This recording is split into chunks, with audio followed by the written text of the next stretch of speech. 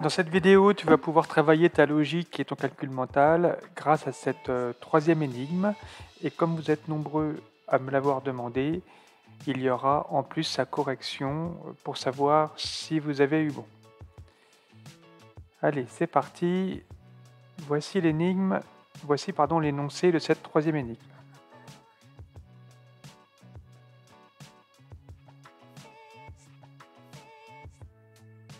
L'objectif est de trouver le résultat de la dernière ligne. Alors je rappelle le principe pour ceux qui ne connaissent pas. Derrière chaque dessin se cache un nombre à trouver. Voilà, à toi de bien réfléchir, d'être observateur. Voilà, je te propose de mettre en pause et on passe aussitôt à la correction pour savoir si tu as eu bon.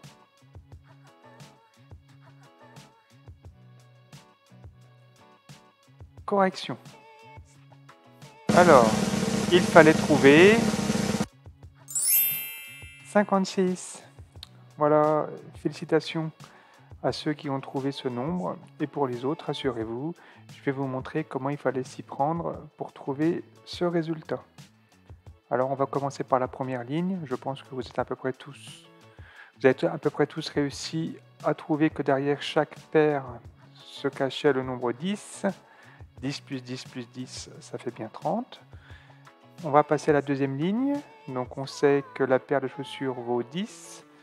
Donc chaque garçon vaut 4. 4 plus 4 plus 10, ça fait bien 18. Passons maintenant à la troisième ligne.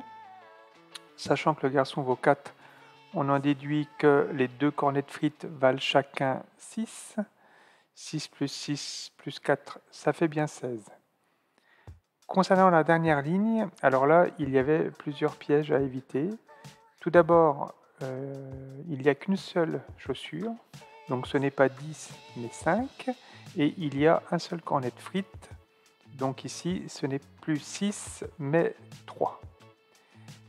Mais déjà félicitations si vous avez déjà évité ces deux pièges, mais le plus gros piège se trouvait sur le bonhomme, car il fallait observer qu'il avait une paire de baskets au pied et un cornet de frites à la main.